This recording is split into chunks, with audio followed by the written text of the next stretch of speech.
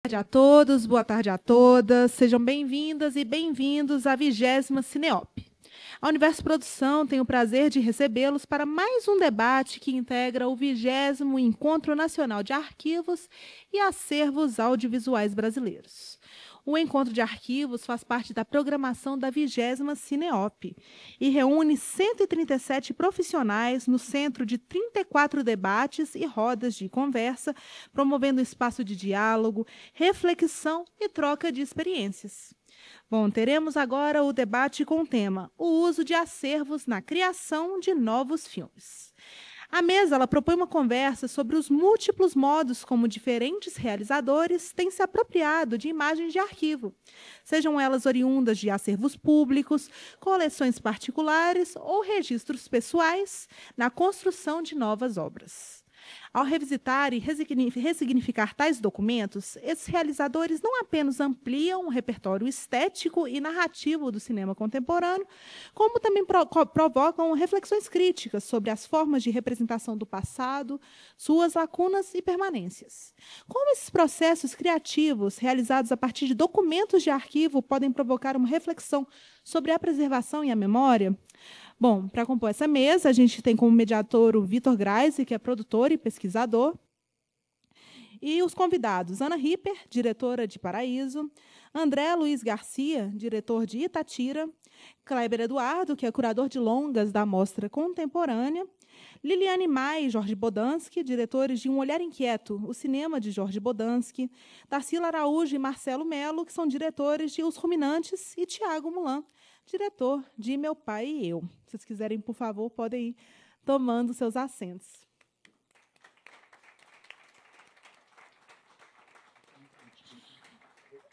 Obrigada. A 20ª Cineop, Mostra de Cinema de Ouro Preto, conta com Lei Federal de Incentivo à Cultura, o patrocínio master do Instituto Cultural Vale, patrocínio do Itaú, Codenge, Governo de Minas Gerais e da Caixa, parceria cultural Sesc em Minas, Prefeitura de Ouro Preto, Universidade Federal de Ouro Preto, Instituto Universo Cultural.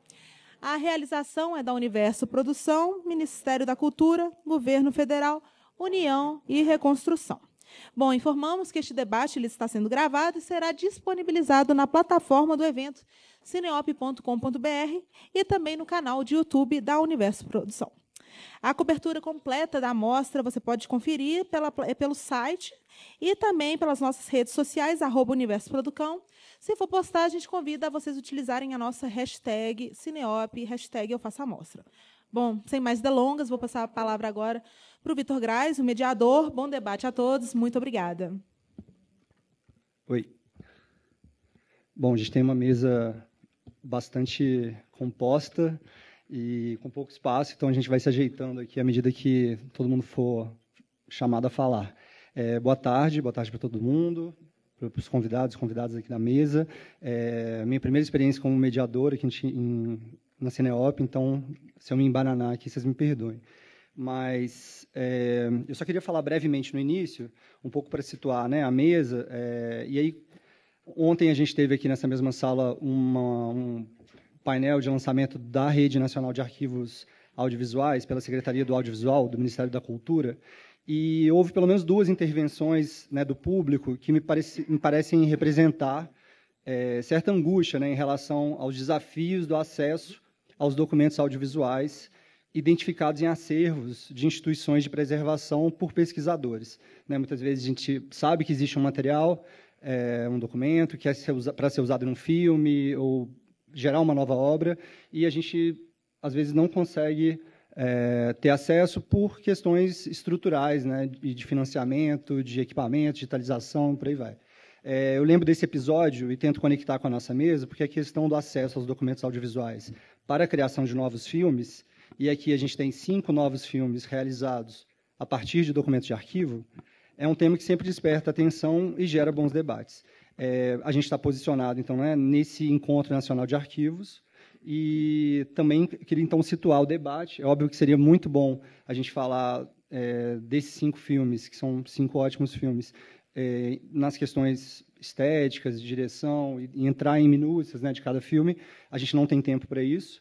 E a gente está num encontro de arquivos, então a pergunta central, né, da curadoria para essa mesa é como os processos criativos realizados a partir de documentos de arquivo podem provocar uma reflexão sobre a preservação da memória.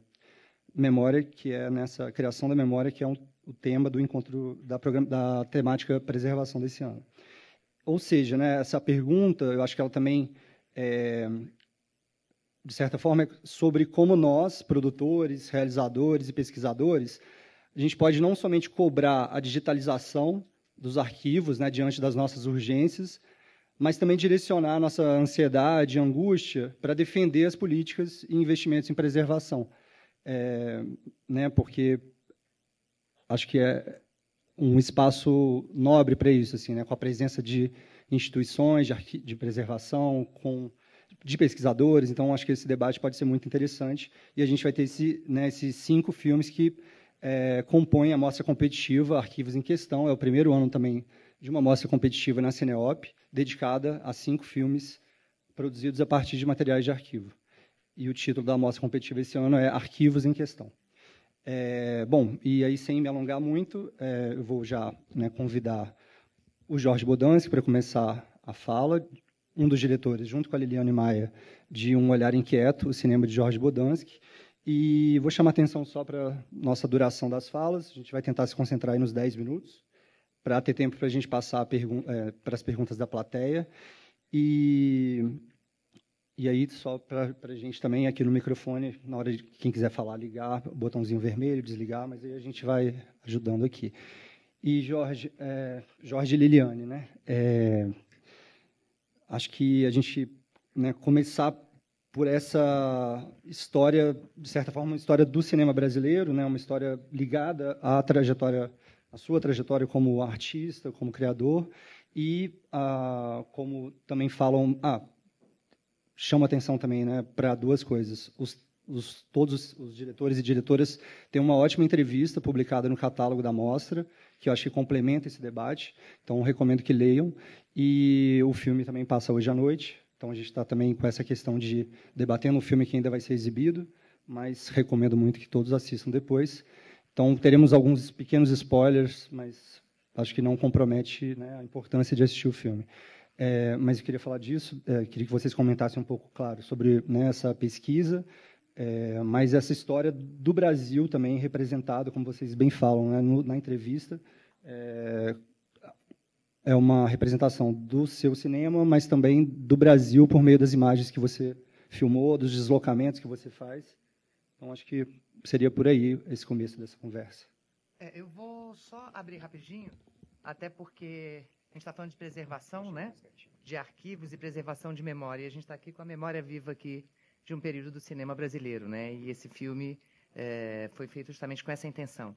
Então, eu vou deixar que o próprio Bodansky fale, mas só lembrando, isso é um filme que foi produzido por uma produtora de Manaus, eu sou de Manaus, né? Graças aí ao Fundo Setorial Audiovisual e graças também ao CONE, né? Que é a Conexão Norte-Nordeste, e a gente lá tem uma cota, e sem essa cota a gente não conseguiria, de repente, produzir esses filmes, e talvez a gente nem tivesse aqui no festival. E, então, eu acho que a importância é não só preservação da memória, mas manter essa memória para reflexão dos dias atuais. E é bem isso, e quem puder, e vocês estão todos convidados a assistir hoje ao filme, vocês vão poder ver que, apesar do filme, boa parte dele, se não boa parte, quase todo ele, é em cima de arquivos, de filmes e de arquivos pessoais do Bodansky, vocês vão observar que ele é muito atual. E a gente tem coisa aí de 40, de 50 anos, né, Jorge? Então, ele vai poder falar um pouquinho mais. Foi um trabalho danado de... Acho que mais difícil não foi fazer o filme, mais difícil foi escolher que material que a gente ia usar do acervo, do arquivo do Jorge. Que aí ele vai falar, e me surpreendeu a quantidade de horas e de fotografias que ele tem nos arquivos do IMS. Vou deixar o microfone, vocês podem... É uma história longa, mas tudo começou mais ou menos uns 15 anos atrás, quando o Instituto Moreira Salles começou a publicar uma revista chamada Zoom, de fotografia, e o curador dessa revista, o Tiago Nogueira, sabia que eu tinha fotografias e disse, deixa eu dar uma olhada em algumas coisas que você tem dos anos 60, 70, que me interessa. Aí ele foi lá em casa e começou a ver e ficou assim impressionado pela quantidade de coisas que tinha. E aí ele publicou fotos minhas no primeiro número da revista Zoom, mas já naquele primeiro instante falou, puxa vida, vamos fazer uma exposição do teu material fotográfico. E aí eu chamei a atenção para eles, olha, além de fotografia, eu tenho muito Super 8 dessa época, que eu usava a câmera Super 8 como um caderno de notas, porque eu trabalhava nos anos 60, 70, até início dos anos 80, muito para a televisão alemã, televisões estrangeiras, e o padrão, na época, era 16 milímetros. Então, eu fazia a câmera, os filmes de 16 milímetros, isso ia para a redação das TVs, e eu ficava sem nada. E eu via coisas muito interessantes, e tinha essa Super 8 muda, né, com cartucho de 3 minutos, e sempre fui... ela me acompanhou sempre, essa Super 8, quase durante 20 anos, e é um material que eu não tinha um objetivo imediato da utilização desse material, mas era mais uma coisa pessoal mesmo. Misturava imagens pessoais com imagens de trabalho, mas sem ter inicialmente um objetivo final com isso, né? Eu não sei se... eu tenho mania, colecionava caixinha de fósforo, colecionava chaveiro, eu tenho mania de colecionar moedas, né? Tenho mania de guardar coisinhas, né? Talvez venha um pouco por aí. Mas esse projeto do Instituto Moreira Salles depois se desenvolveu, e à medida que eles foram conhecendo, se interessando pelo meu arquivo, eles, não, vamos fazer uma coisa não só da fotografia, mas vamos juntar o seu arquivo de fotos, Super 8 e de cinema. Vamos ver se a gente consegue... Porque eles conversam, né? Eu trabalho simultaneamente com todos esses suportes, né? Eu filmo, eu fotografo, desde sempre, né? E isso possibilitou a condição de se digitalizar e organizar, principalmente organizar meu material. Eles mandaram uma pesquisadora lá em casa que ficou 6 meses e levantou tudo, documentos, fotos, filmes, o que eu tinha. Mas tem uma limitação nessa história toda, eles se concentraram apenas no meu arquivo analógico, que vai até 2005, mais ou menos, que era muita coisa. O material digital ainda não está organizado, está comigo, quer dizer, está organizado na minha cabeça, né? Mas isso foi antes da pandemia ainda, não sei quantos anos atrás, a Liliane me disse o seguinte, olha, eu estou preparando um projeto para um edital aqui em Manaus e estava procurando um assunto e seu livro caiu no meu pé, o livro que o Carlos Matos escreveu sobre o meu trabalho, isso já tem mais de 15 anos atrás, 10 anos atrás esse livro, é de 2005. E aí, o que você quer fazer com isso tudo? Eu falei, não, eu quero pesquisar e mostrar o seu arquivo. E aí nós ficamos num limbo, né, durante anos e anos, aí veio a pandemia. Aí eu falei, mas, Liliane, o que realmente você quer fazer? O que você gostaria de fazer? Ele disse, não, eu quero mostrar a sua maneira de trabalhar, quero mostrar o seu trabalho. Ela tem um pequeno recurso, eu falei, ótimo, eu tenho a ideia de um projeto que surgiu a partir da digitalização do meu arquivo do Instituto Moreira Salles. Tem que dizer o seguinte, essa digitalização não foi feita só no Instituto Moreira Salles, que eles não digitalizam filmes em Super 8, foi feita em grande parte na Cinemateca de São Paulo também. Mas, voltando ao assunto do filme, eu disse, olha, eu tenho uma coisa que eu gostaria muito de fazer, uma imagem que surgiu a partir da digitalização do Super 8, um Super 8 que eu realizei nos anos 70, durante um trabalho para a televisão alemã, e teve um fato curioso, que a gente foi fazer uma reportagem sobre um projeto da cidade de Humboldt, em Aripuanã, no Mato Grosso, que era um projeto que a ditadura militar estava fazendo junto com o governo alemão, uma espécie de, para contrabalancear um pouco aquele acordo nuclear Brasil-Alemanha, construção da Transamazônica. Então, para acalmar as críticas, inventaram essa cidade de Humboldt, que, na realidade, nunca saiu do papel, mas eu acompanhei o correspondente da TV alemã nessa viagem para lá, sempre carregando a minha Super 8, e nos puseram à disposição um pequeno avião que circundou aquela região, muito bonita, aliás, tem uma cachoeira lindíssima, e para fazer umas imagens aéreas daquele projeto que estava começando a ser feito. E o piloto disse, vou te mostrar uma coisa curiosa. Ele desviou um pouco a trajetória dele e sobrevoamos uma tábua de indígenas. E eu perguntei, mas quem são? Ele falou, nós não sabemos ainda quem são. Esses índios, aparentemente, ainda não foram contatados. E eu não pude fazer isso para a TV alemã, porque estava fora do assunto. Os alemães são muito rígidos, né? A pauta era essa, então não podia gastar filme com aquilo que não fosse da pauta. Mas eu estava com a Super 8, então eu filmei em Super 8 o avião circulando em cima dessa tábua e saíram alguns indígenas tentando flechar o avião. E isso ficou assim guardado durante 60 anos, quase. Eu esqueci completamente desse episódio. Quando eu vi a imagem, falei, nossa, que história, né? Quem são esses indígenas, né? Vamos pesquisar. Comecei a mostrar para alguns antropólogos, um dizia, isso é suruí, outros diziam, isso é cinta larga. Bom, enfim, consegui uma informação mais precisa de uma antropóloga que era da região, né?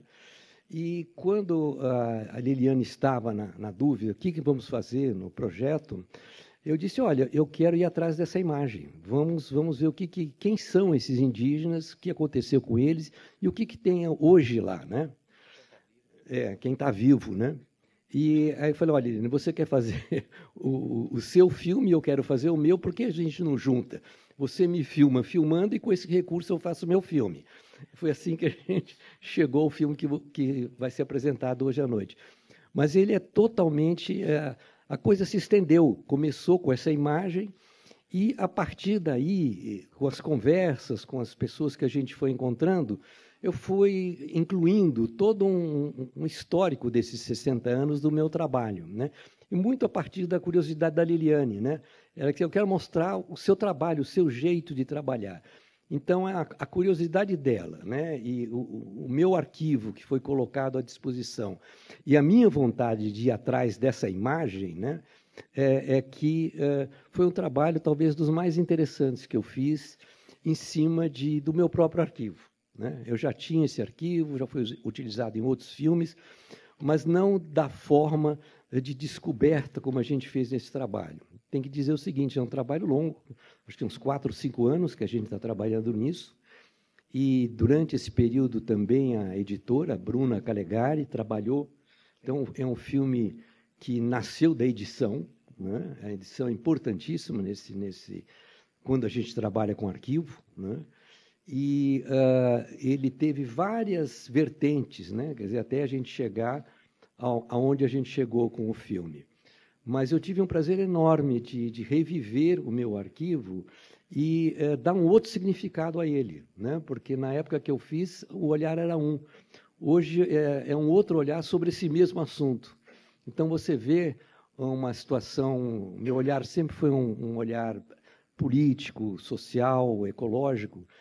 Olhando isso e a gente vendo como essa coisa, vamos dizer, o que aconteceu nesse período de tempo, que, na realidade, praticamente tudo que eu registrei, com raríssimas exceções, as coisas só pioraram, os problemas só aumentaram, nada foi resolvido. Então, esse arquivo tem uma triste atualidade, né? Bom, eu acho que eu me estendi demais. Super no tempo. Obrigado. Quer falar mais? Não.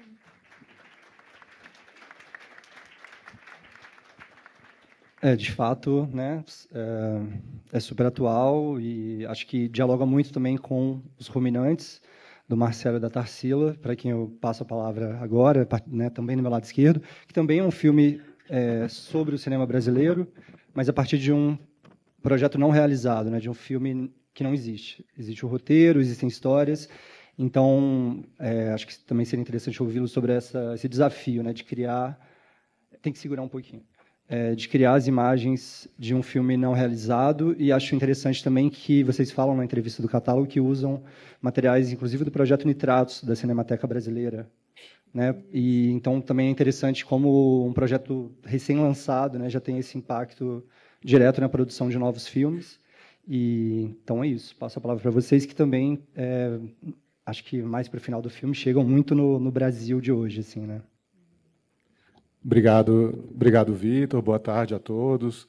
É um prazer estar aqui, é uma honra estar participando dessa mesa, participando do Cineop. Então, o nosso documentário, Os Ruminantes, dirigido por mim, Marcelo Mello, e pela Tarsila Araújo, ele trata sobre uma história esquecida, mas muito importante do cinema brasileiro, que é a história do roteiro cinematográfico de A Hora dos Ruminantes, de 1967, escrito pelo Luiz Sérgio Pesson e pelo Jean-Claude Bernardet.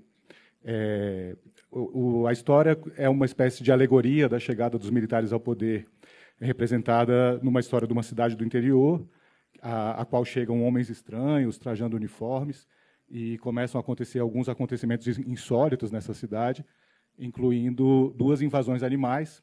Primeiro, os cães, que ocupam cada espaço da cidade, depois desaparecem, e depois os bois, os ruminantes do título, que também ocupam a cidade inteira. Então, eles não conseguiram fazer esse filme em 67 e não chegaram a filmar nenhuma imagem. Então, foi muito desafiador para nós reconstruir, recontar essa história sem ter nenhuma filmagem, né? Então, uma das estratégias que a gente chegou a cogitar foi usar a inteligência artificial. Felizmente, não usamos. E acabamos indo para o trajeto contrário, que foi explorar a memória do cinema brasileiro, a coleção Nitratos da Cinemateca Brasileira, mas não só, né, filmes das décadas de 20 até 50, e a partir desses pedaços de filme a gente foi reconstruindo algumas cenas do roteiro, recriando, né, se reapropriando desse material. Além disso, bom, o nosso filme dialoga com as questões de arquivo em várias camadas, digamos, né? Claro, o roteiro cinematográfico de A Hora dos Ruminantes, que é um objeto de arquivo, faz parte do acervo da Cinemateca Brasileira. Os filmes, como eu falei, das décadas de 20 e 50, também os filmes do Sérgio Pesson, é claro, das décadas de 60 e 70, e de outros realizadores que a gente também homenageia, que também dialogam com essa história, que são o Joaquim Pedro, o Rogério Sganzerla e o José de Anchieta. E, por fim, o nosso filme também tem como matéria-prima os arquivos, porque a gente descobriu alguns documentos, né, da época da ditadura militar, que revelam alguns rumos que esse projeto poderia ter tomado, enfim. A gente tem uma hipótese do que aconteceu com os negativos que não foram usados para filmar A Hora dos Ruminantes, e a gente também levanta a hipótese de ter havido uma espécie de boicote por parte da ditadura militar que teria impedido o Pesson de financiar esse filme lá nos Estados Unidos, e com a colaboração de Hollywood, né? Então, é uma história muito, muito instigante, que a gente queria muito dividir com vocês. O filme vai ser exibido hoje às 19 horas, aqui no Cine Teatro. E eu vou passar a palavra para a Tarsila, mas a gente queria exibir para vocês um videozinho que a gente preparou com 4 trechos do filme. Aí a gente vai exibir e depois a gente comenta. Obrigado.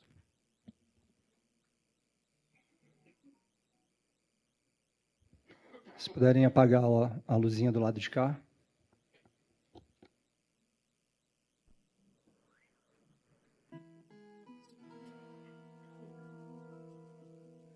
Agora eu vou ler um trecho tirado do romance A Hora dos Ruminantes. É um trecho que fala da influência da profissão sobre o caráter do trabalhador, ou até mesmo o contrário, sobre a influência do caráter do trabalhador sobre a profissão que ele exerce. Manuel pensou no seu ofício de cortar madeira, comparou os 2 materiais. A diferença teria algum efeito na resistência das pessoas que lidam com um e outro? Bobagem. Pau é pau, ferro é ferro e gente é gente. Um homem vai ser ferreiro ou carpinteiro ou sapateiro é por acaso, como aconteceu com ele, Manuel.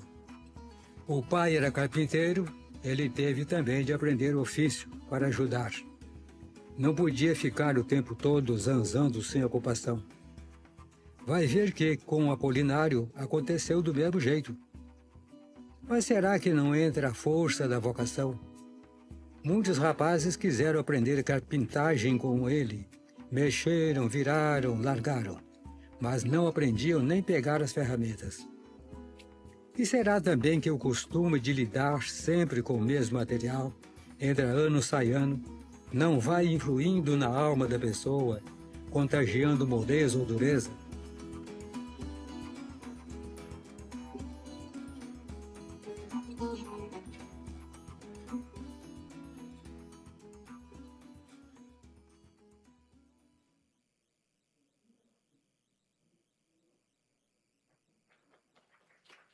Personagens principais, elenco em estudo. José Leogói como Amâncio, Juca de Oliveira como Apolinário, João Quinca como Florêncio, John Herbert como O Juiz, participação especial de José Mojica Marins como Homem Enigmático. O meu amigo Zé do Caixão, Zé Mojica Marins.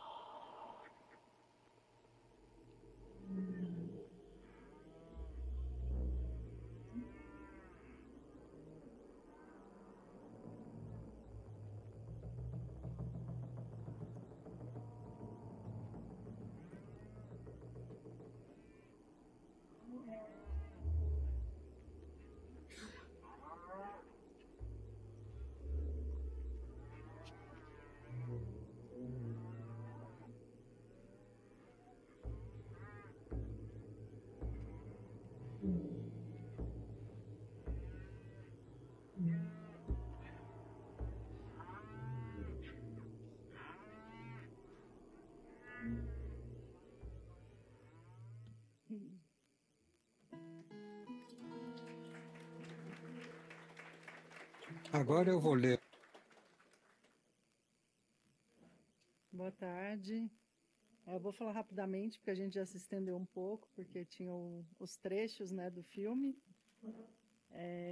Esse primeiro trecho, que são os homens trabalhando, com a voz do autor de A Hora dos Ruminantes, né, o José J. Veiga, que é um autor goiano, e a gente queria homenagear o Veiga. Desculpa, só para explicar.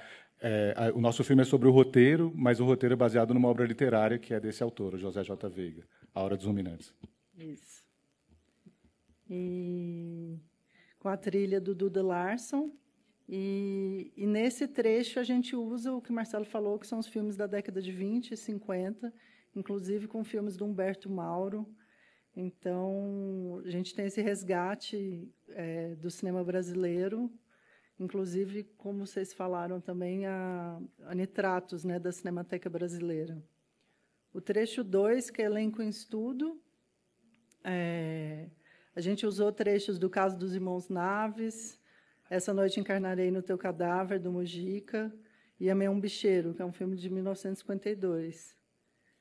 No trecho 3, que é uma montagem feita pela nossa montadora, né, a Beatriz Pomar, é uma homenagem ao Persson, né, são diversos trechos de filmes dele, né, o Caso dos Irmãos Naves, novamente, São Paulo S.A., Panca de Valente e Cassie Jones. E o trecho 4, que é a Invasão dos Bois, é bem importante, assim, porque também são esses filmes do acervo da Cinemateca Brasileira. Tinha um filme que se chama Gado em Uberaba, que não consta para a gente quem é o diretor. Muitas vezes, esses filmes muito antigos da Cinemateca Brasileira não têm o crédito de diretor, tem, às vezes, a instituição que contratou para fazer aquele filme ou a produtora. E é um filme, esse Gado em Uberaba, a gente usa uns 4 filmes naquele trecho da invasão dos bois, naquele pequeno trecho. E ele estava num estado de preservação muito ruim, assim. A gente quase cogitou a não usar. Não sei se vocês perceberam, um dos filmes tinha essa qualidade um pouco pior. Mas a gente fica feliz que agora o filme está finalizado em DCP, então é uma maneira de preservar esse filme e levar essa história adiante, né? E continuar essa memória do cinema brasileiro. É isso. Só 2 coisas que eu queria comentar. Um dos filmes do Pesson que a gente queria usar dentro do nosso filme, a gente não conseguiu achar ele com uma qualidade aceitável, né? Que é o Procissão dos Mortos, que é parte da trilogia do terror, que o Pesson fez com o Mojica. Então, quer dizer, foi também uma oportunidade da gente fazer um balanço, né, sobre o estado de preservação do cinema do Pesson, que é um realizador importantíssimo, né? Acabou de ser feita uma restauração em 4K do São Paulo Sociedade Anônima, né? Enfim. E a respeito do segundo trecho que vocês viram, que é o trecho do elenco, vou só explicar assim rapidamente como que funcionou, né, a criação desse trecho. A gente achou esse documento, que era uma lista de elenco, né, provavelmente feita pelo Pesson, em que ele cruzava os nomes dos personagens com os nomes de atores da época. E aí a gente foi achando trechos desses atores nos filmes do Pesson ou em outros filmes. E aí a gente fez essa sobreposição, né, do datiloscrito do documento original, um trabalho de motion da Amanda Pomar, muito legal, né, e que deu essa reconstrução dessa lista de elenco, né? É isso. Muito obrigada. Obrigado.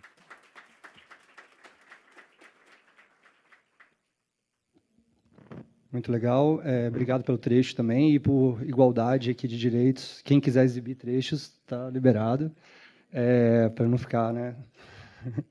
Mas é interessante isso que você falou no final, Marcelo, sobre essas lacunas, assim, né, de um filme que não é possível incluir na montagem porque não tem material. E aí eu faço um gancho com o filme do André Luiz Garcia, com Itatira, que no caso do André, ele fala que ele teve acesso a um material que ele opta por não usar por uma questão ética, que talvez ele possa explicar aqui, mas nesse sentido acho que é interessante também essa reflexão, né, sobre o uso, sobre a ética do uso dos materiais de arquivo e principalmente nessa questão da reprodução de certas violências, e acho que isso se conecta também com o filme da Ana depois, e então é isso. Chamo o André Luiz Garcia, diretor de Itatira, que foi exibido ontem aqui no Cine Teatro. Tudo bom, gente? Boa tarde.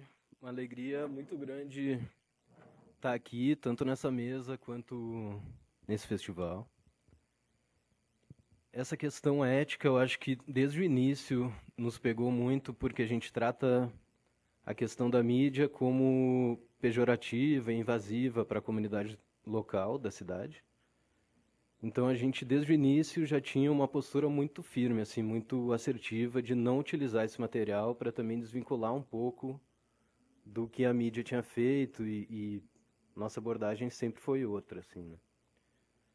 Eu preparei aqui uma breve apresentação que talvez seja muito grande, na verdade, para a mesa, mas eu vou tentar passar rápido, assim, e aí depois, quem quiser também, a gente pode conversar em outros momentos. O filme é sobre uma pequena cidade do sertão do Ceará, onde acontecem muitos mistérios. O mistério principal é sobre um espírito que aparece na escola, e esse mistério acaba levando a mídia, que chega desse jeito muito invasivo. E aí a gente propõe outras camadas de mistérios que têm a ver com a perpetuação dos mistérios na cidade, e outras camadas de tempo também, da nossa história, da história da humanidade. Então a minha apresentação aqui é uma breve arqueologia desses mistérios, que aí a gente conecta no final com as imagens de arquivo, que é a principal questão aqui. Então o nosso primeiro mistério, se puder colocar a primeira foto, por favor, é a própria caverna que a gente filma. A caverna ela tem a idade da Terra, tem 4,6 bilhões de anos. E aí uma questão interessante que eu aprendi sobre cavernas assim, é que a gente enquanto humano, com o nosso tempo de vida, assim, a gente olha para ela e vê uma coisa estática e imagina que ela é assim.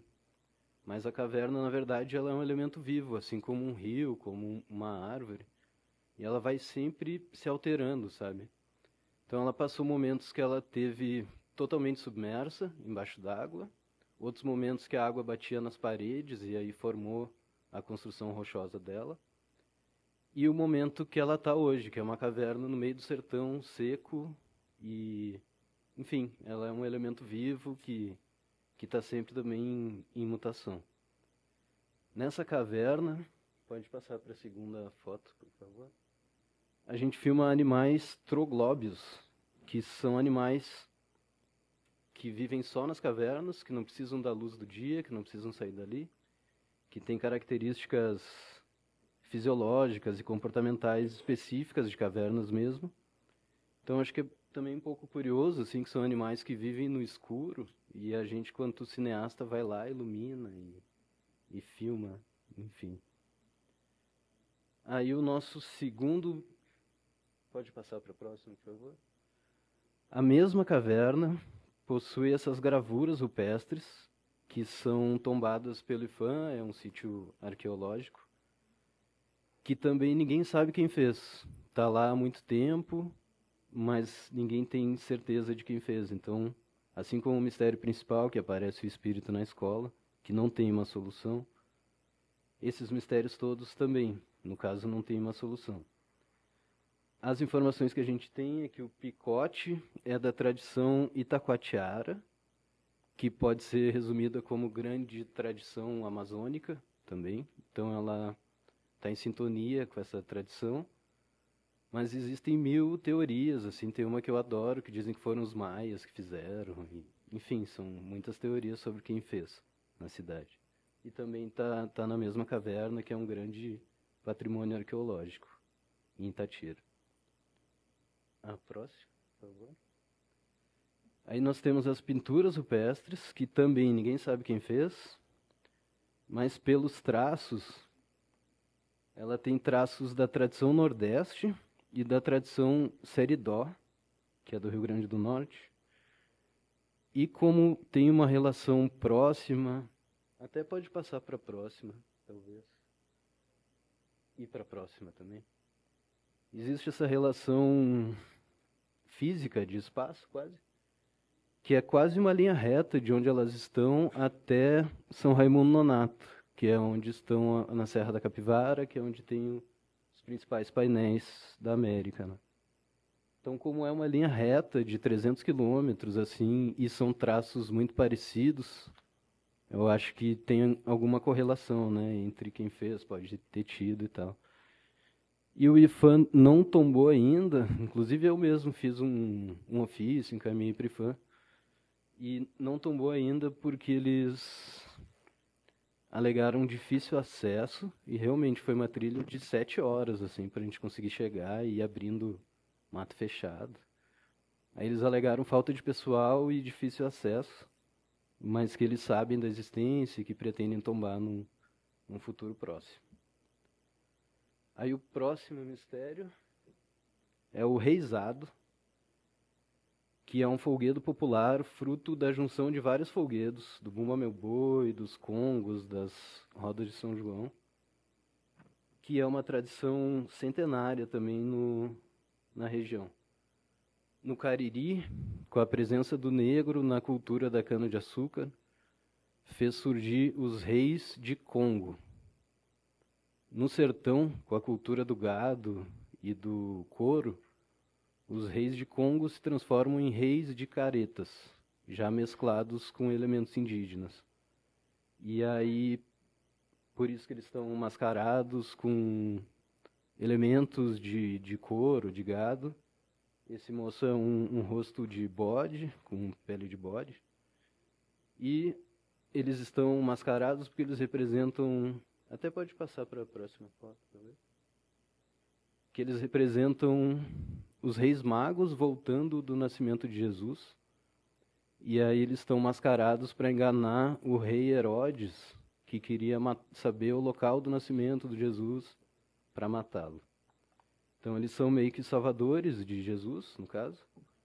E esse grupo que a gente filmou é o grupo Boi dos Caretas, que é um dos principais, tem 107 anos, assim, e é um dos principais nessa cultura popular mesmo, que é feita nos currais, nos quintais das casas, no chão batido mesmo.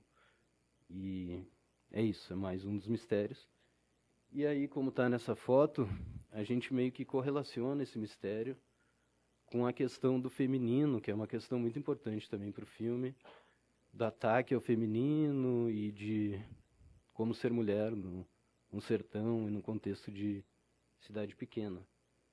Então a gente coloca também em correlação com isso, como se a cultura também exigisse que as mulheres fizessem algum movimento, alguma coisa para, enfim, conexão ali com elas. Aí a próxima. Aí nós chegamos nas imagens de arquivo. Porque, assim, todos esses mistérios que tem no filme, eles só existem porque existe o mistério principal, que é o mais aparente, talvez uma camada mais aparente, assim, do filme, que é o que todo mundo percebe, que é a questão do espírito na escola. Então, elas meio que evidenciam esse aparecimento do espírito e a situação toda que aconteceu com as meninas, mas, ao mesmo tempo, como elas reverberam para o filme todo, elas acabam sendo, talvez, o elo mais importante assim, do filme, por isso, por nos possibilitarem criar essas outras conexões, sabe?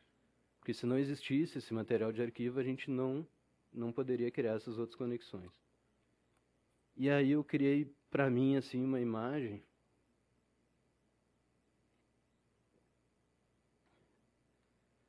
que, assim, como se as imagens de arquivo fosse o coração do filme, assim. Inclusive em termos de metragem, sabe? Pensando num corpo humano, como se o filme fosse um corpo humano, ele teria o tempo, vamos dizer, do tamanho de um coração. E assim como o coração, também é importante porque reverbera para o corpo inteiro, para o filme inteiro, né? No caso. Então, acho que esse é o ponto, talvez, principal aqui que eu traria hoje, essa importância das imagens de arquivo. E aí, entrando um pouquinho sobre a preservação, também já estou fechando, não vou me alongar muito. Mas o Sérgio, que é o moço que filmou e preservou e tal, é daquelas pessoas que tem salas com um monte de coisa guardada, sabe? Então, acho que também ressaltar a importância dos doidos, assim, dos que guardam coisas, dos acumuladores, para salvar também essas imagens, para preservação e tal. E assim como ele tem essas imagens, ele tem imagens de ET, de muitas coisas que aconteceram. E eu acho que é isso, também trazer essa importância dessas pessoas com essas características. E aí, para fechar, eu acho que é isso, é o que... Talvez o mais importante sobre as imagens seja o que a gente decidiu não mostrar. E aí, numa época de, enfim, de redes sociais, de imagens, por tudo que é lado, assim, a gente tomar essa decisão de não mostrar, né, de suprimir o material e criar outras conexões, acho que pode ser um ponto também importante de debate e tal. E é isso. Muito obrigado.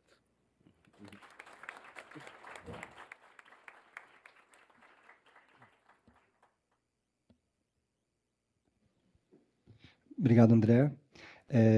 Ana Ripper, diretora do Paraíso. Bom, o filme da Ana vai ser exibido domingo, né, Ana?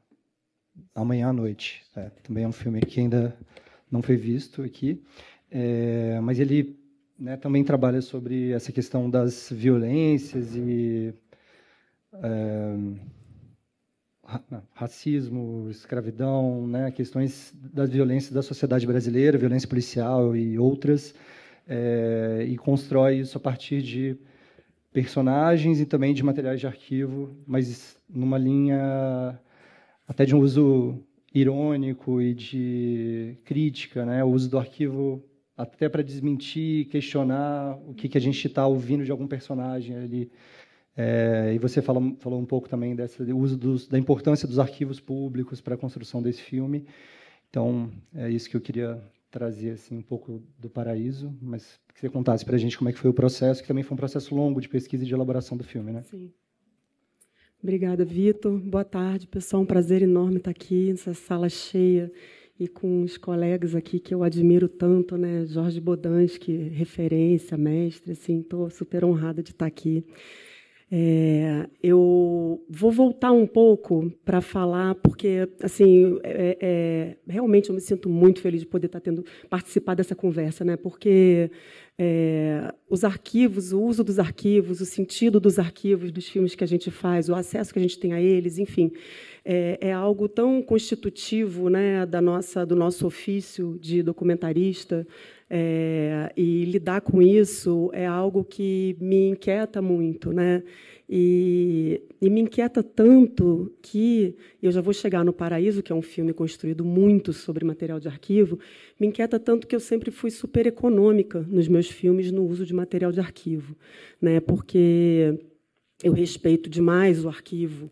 Acho que o arquivo é um território sagrado e eu me formei nos anos 90, então eu também carrego um pouco dessa influência, mesmo que eu rejeite essa influência, né? Eu carrego um pouco dessa influência do arquivo como um índice, né? Do arquivo como legitimador do tema sobre o qual o filme está falando, né? De um arquivo que atesta e de um arquivo que também, de uma certa forma, ilustra, né? E então, por passar a minha trajetória aprendendo a rejeitar esse tipo de uso, sabe? Eu acabei sendo bastante econômica no uso de arquivo. Eu fiz 3 filmes antes desse, que são filmes que usam material de arquivo de formas diferentes, né? 3 filmes que falam sobre música, né? O Vou Rifar Meu Coração, que é um filme sobre uma música que teve seu auge nos anos 70 e 80, e que tem quase nada de material de arquivo, que é um filme que comportaria muito esse tipo de material, né? Eu fiz um filme sobre a Clementina de Jesus, que esse sim é um filme que usa bastante arquivo, porque, né, a personagem principal do filme já não está mais entre nós, então foi uma forma de trazer ela, né, como realmente uma narradora da sua própria história dentro do filme. E o Nada Será Como Antes, que é um filme sobre o Clube da Esquina, que também assim, é um filme que tem arquivo, mas que ele poderia ter muito mais arquivo, e a gente tinha uma pesquisa de arquivo monumental, com material maravilhoso. É uma música, né, que nasce nos anos 70, que se realiza nos anos 70, e que, mais uma vez, assim, a gente faz um esforço com esse filme de trazer uma narrativa para o presente, para o acontecimento presente, para o tempo da filmagem. E aí a gente chega em Paraíso, que é um filme assim muito desafiador. É um filme que eu estou fazendo há mais de... Estou fazendo ainda, né? Porque nesse momento a gente ainda está fazendo o filme, né? E entendendo e ganhando os novos sentidos daquilo que ele é. Mas, enfim, que é um filme totalmente diferente dos outros filmes que eu fiz. Porque, primeiro, sim, é um filme muito apoiado no uso de material de arquivo, e eu já quero falar bastante sobre isso, que isso é uma grande questão, né? E um filme que propõe um atravessamento no tempo, assim, um filme que fala sobre a herança colonial na família brasileira. Então, o filme fala sobre como que as ideias de latifúndio e de família patriarcal atravessam os tempos da história e aterrizam nas nossas relações pessoais, nas nossas emoções, nas nossas vivências cotidianas, né, nas nossas vivências familiares. Então, é um filme que tem um tema super abrangente, mas que, enfim, ele tem uma forma de filme-ensaio, é um filme impressionista, né, com uma narrativa aparentemente desconectada, como são as nossas percepções, né, e que tem uma proposta assim, de ser, mesmo abordando um tema tão amplo, que seja uma jornada bastante pessoal, porque fala desse ponto de vista da pessoa. Para falar um pouco sobre o uso de arquivo no filme, eu vou tentar ser bem concisa para a gente poder ter tempo para as perguntas, né, que estou louca para ouvir vocês e para trocar também com o pessoal, enfim. Vamos passar um trechinho do filme, um trecho da abertura do filme.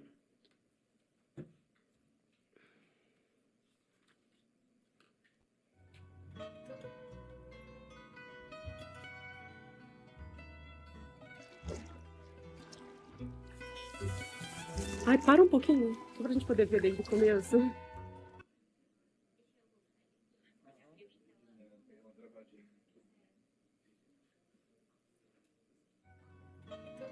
Ué, gente. Bom. Tudo bem, a gente segue sem ver o vídeo.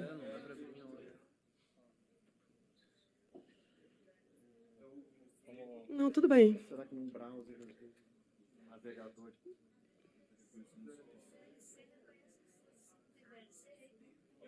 Vai no abrir com ele.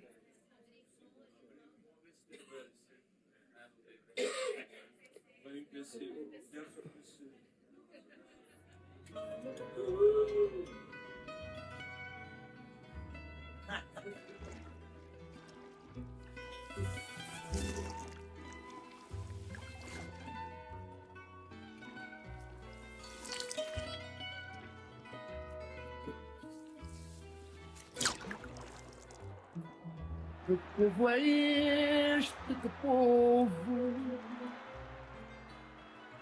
que vende os rios que tem? Que povo é este, que povo, que vende os rios que tem? Nos salões do Copacabana Palace, realizou-se a apresentação da coleção Outono-Inverno 1975, de Regina Legelson.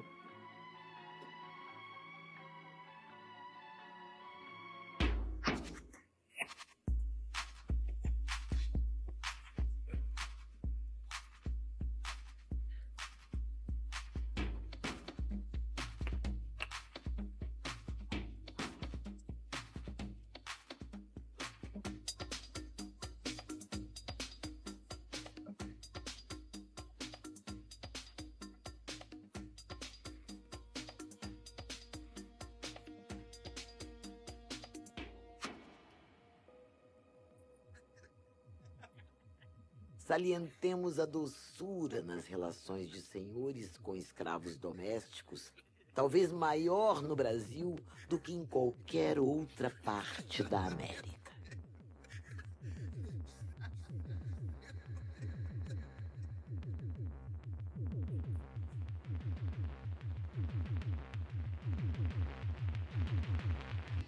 Quem é que acorda todo dia bem cedinho e faz tudo com carinho pra você despertar? Põe a mesa, faz um lanche, um cafezinho e ainda sobra tempo pra de todos cuidar. Quem é que faz tudo com amor e põe na mesa um melhor sabor? Bom, obrigada. Eu queria, primeiro, me desculpar pela qualidade do arquivo, porque o pessoal da Link Digital está aí, João Paulo e Denise, finalizaram esse filme lindamente. Eu acabei fazendo esse export eu mesma, então não ficou muito bom, mas a qualidade do filme está ótima e o arquivo é bastante bem tratado pelo nosso filme, tá, gente? Bom, então, esse filme ele se apoia em 4 elementos que, na sua construção, que são a narração de trechos da nossa historiografia que falam sobre a vida familiar e a vida doméstica no Brasil colônia e no Brasil império, a música, né, que é um elemento super importante também na condução do filme, na criação dos sentidos do filme. Os personagens, né, que são personagens que eu entendo que dão eles trazem esse lugar de humanidade e de afeto, né, de entender essas relações que são grandiosas, que são históricas, que são políticas, né, a partir da trajetória de algumas pessoas. e de pessoas também que, em grande parte das vezes, rompem com um lugar social que seria, dentro de uma perspectiva colonial e neocolonial, né, destinado, né, às pessoas e que rompem com isso, que são personagens que, na falta de uma palavra melhor, trazem uma força grande de resistência, né, ou de existência. E o arquivo, né? E então esse é um filme que tem uma construção impressionista, né? Eu diria assim. Ele tem uma linguagem como se fosse um fluxo de consciência, né? E o arquivo ele ajuda muito, né? Ele é um elemento fundamental nessa transposição do tempo que o filme propõe. O filme propõe colocar em relação uma história e estruturas do Brasil colonial e a nossa existência nos tempos atuais, né? Então a gente usa os arquivos. E por que eu digo impressionista, né? Porque a gente utiliza essas imagens muitas vezes de forma deliberadamente desconexa, né? Porque são relações que não encontram nenhuma justificativa na razão, né? São relações que não parecem razoáveis, né? Então, e que nos atingem, assim, e que tem uma influência muito forte, assim, na nossa vida, né? Chegando por várias frentes, vários lados, é uma coisa muito complexa, né? Então, os arquivos eles cumprem essa função. A gente usa arquivo desde Óculos do Vovô, né? Final do século XIX, e a gente tem um case aqui nessa mesa, né? Porque a gente também usa trechos do Gado em Uberaba no filme, e é muito interessante, né, pensar nisso, assim, como é que um mesmo arquivo, né, pode ser significado de maneiras diferentes, e tem a ver com isso que eu estava falando no começo também, né, de que o arquivo não existe em si, né, como uma sacralidade, assim, né, achei muito interessante. E esse trecho do Gado em Uberaba, a gente fala muito sobre a relação das relações de família com a propriedade da terra, né? Então, e aí tem trechos de discursos da bancada ruralista, junto com Gado em Uberaba, junto com imagens contemporâneas de fazendas de extensões, né, de latifúndios de pecuária. Então, a gente vai construindo os sentidos no filme a partir desse tipo de conexão, né? Muito, muito legal. E assim, a gente usa trechos desses filmes, a gente tem trechos de pornô chanchada dos anos 70, a gente tem trecho de telejornal com acontecimentos importantes contemporâneos e dos últimos 30 anos, a gente tem imagens de câmera de segurança, a gente tem comerciais de televisão, imagens da TV Câmara e TV Senado, vídeos institucionais do Arquivo Nacional. E a gente opera assim mesmo dentro dessa estética do excesso, né? Essa é uma proposta do filme. Então, a gente sabia desde o começo que a gente teria essa profusão mesmo, essa diversidade muito grande de materiais de arquivo, né? E o filme faz esse esforço de uma certa forma, eu diria, muito assim, com um pouco de receio de falar isso, mas de deslegitimizar esses arquivos, né? Da gente propor uma desfamiliarização do nosso olhar com esses temas e com esses arquivos e com esse material, que é um material assim que todo mundo aqui, quer dizer, muitos de nós já vimos, já passamos por esses materiais muitas vezes, né? São materiais que falam sobre a nossa história, né? E o filme propõe essa contra-história. O filme ele se alinha com esse esforço contemporâneo de reescrita da história a partir do reposicionamento, do reentendimento assim de alguns atores, né, dentro da história do Brasil. Então, é muito difícil falar sobre isso, gente, porque assim pode parecer E, para mim, me parece até uma coisa, assim, uma proposta muito maior do que eu sou capaz de dar conta, assim, mas é só, assim, o filme é um pequeno relato muito pessoal que mistura essa bagunça toda e essa complexidade conflituosa, assim, né, de influências e da forma como as imagens também do nosso tempo e desse século constroem, assim, o nosso imaginário, né? Eu acho que é isso. E aí... Eu fiz uma colinha aqui, tem mais um minuto.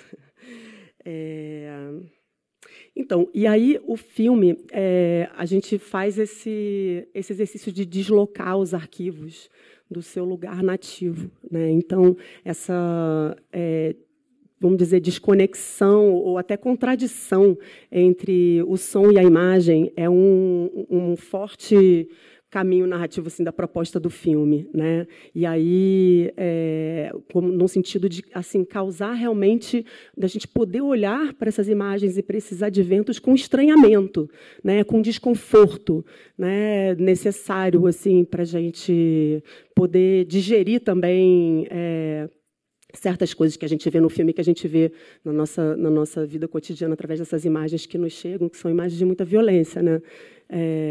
Então, a gente usa, né, a ironia, assim, e o deboche, né, como uma força política mesmo de recusa, né, dessas permanências, assim, de relações que a gente não quer mais vivenciar, né? Então, é isso aí, a gente conversa um pouco mais daqui a pouco.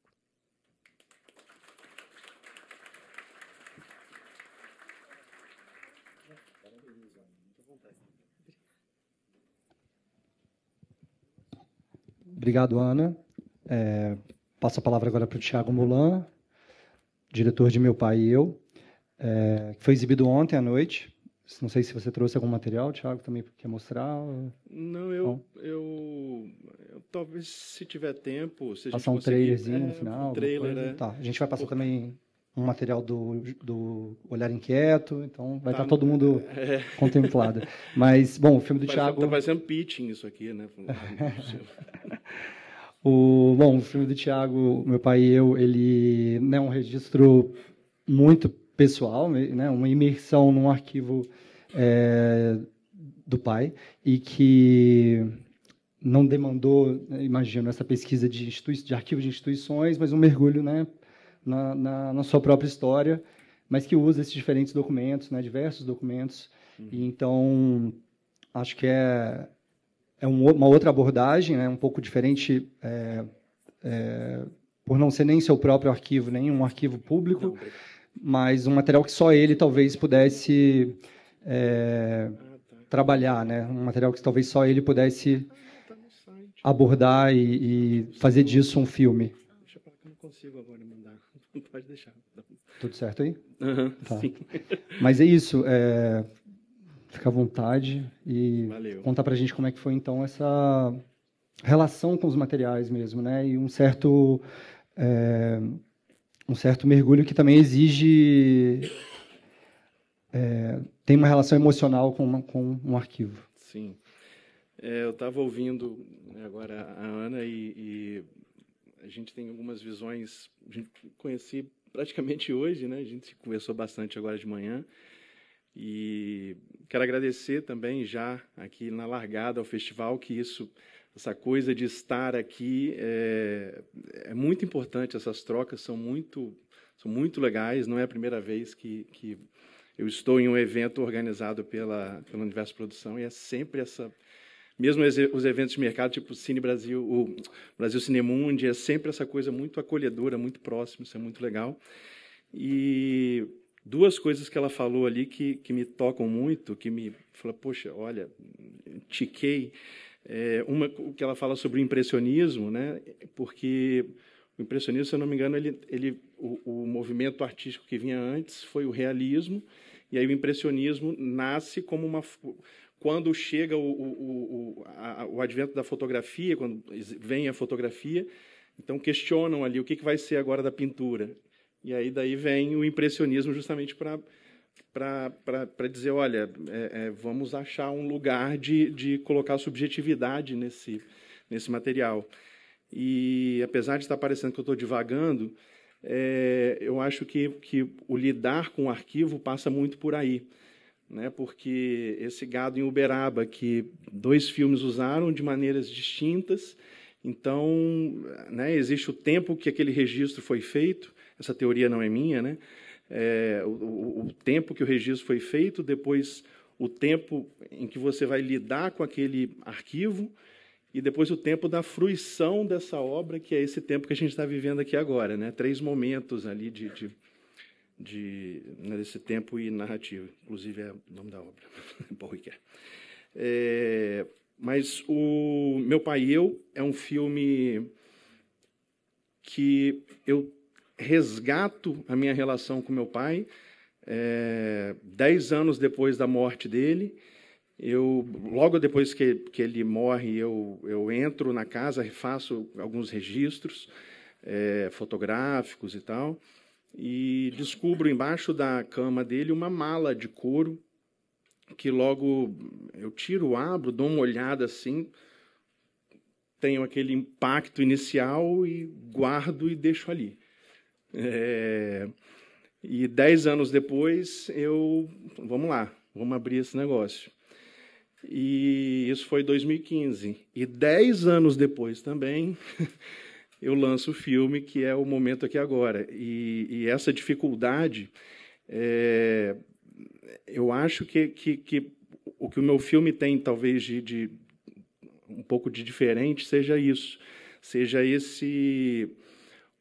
Eu uso o material de arquivo não como... Claro, é também um recurso técnico, narrativo, mas ele é uma forma de atualizar o afeto. Então, quando eu trago esse material para o tempo da montagem, né, eu estou, de novo, eu tinha falado duas coisas que eu ia citar da fala dela, quando ela fala da Clementina, do filme que ela faz sobre Clementina de Jesus, que foi um filme que ela utilizou mais o acervo, né, materiais do que ela tinha disponíveis ali da Clementina. E eu faço muito isso com meu pai também, de trazer materiais que ele tinha deixado escrito e de uma forma tanto sensível quanto pragmática. Eu escolho... Eu não conseguiria fazer esse filme enquanto meu pai era vivo. E não pela questão do mote do filme, não, é porque eu precisava de ok, eu tenho isso aqui para lidar. Enquanto ele está vivo, eu ainda posso esperar uma caixinha de surpresa, não sei o que pode acontecer, o que ele está produzindo, mesmo que eu tivesse acesso a tudo aquilo ali, né? E eu acho que essa é a questão. Então, eu trabalho com esse arquivo como uma forma de trazer esse afeto, de tentar entender quem era aquele cara, o que estava... o que aconteceu na vida daquele cara para ele tomar as decisões que ele tomou. E é isso, né? Foi bem difícil. E aí existe uma outra coisa, que é reconhecer o filme como um filme de arquivo, né? Porque justamente por conta dessa coisa o arquivo ali, para mim, ele era o material que eu tinha para lidar. Eu poderia conversar com as pessoas, mas seriam sempre mediações, versões do meu pai, né? Mas o lugar mais concreto onde eu poderia encontrar o meu pai seria aí nesse arquivo que ele deixou. Respondendo o Graz, eu até procurei... Teve um fato muito marcante na vida do meu pai, que foi uma demissão de um cargo público, e isso a família sempre colocou como algo que marca a vida dele, que realmente foi um divisor de águas. E isso aconteceu no final da ditadura militar, isso foi 80 e 82, se eu não me engano, entre 80 e 82, e já era uma ditadura mais branda, digamos assim, mas ainda morria-se, né? Era uma ditadura que ainda matava.